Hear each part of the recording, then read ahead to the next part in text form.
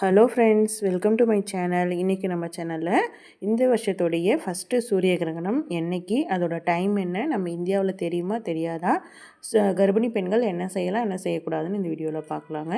வாங்க வீடியோவுக்கு போகலாம். 2025 வருஷத்தில் ஃபஸ்ட்டு சூரிய கிரகணம்னு பார்த்தீங்கன்னா மார்ச் மாதம் 29ஆம் தேதி தாங்க நடக்குது.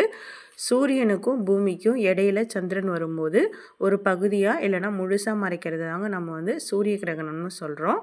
சூரிய ஒளி பூமி மேலே படாத மாதிரி நிலா வந்து மறைச்சிரும். அதை தான் வந்து நம்ம சூரிய கிரகணம் அப்படின்னு சொல்கிறோங்க.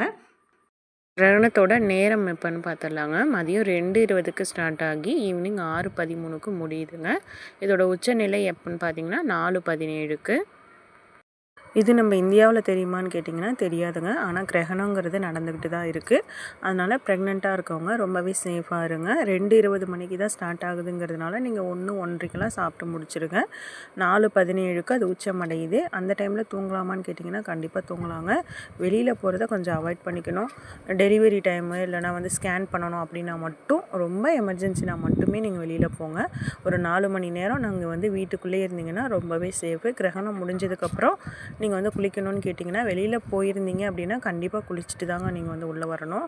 குளிச்சுடுங்க. ஏன்னா வந்து சூரிய ஒளி வந்து உங்கள் மேலே பட்டிருக்கும். அதனால் வீட்டுக்குள்ளேயே இருந்தீங்கன்னா ஒன்றும் பிரச்சனை இல்லைங்க. நீங்கள் குளிச்சுட்டு தான் அடுத்தது வேலை ஆரம்பிக்கணும் அப்படிலாம் இல்லை.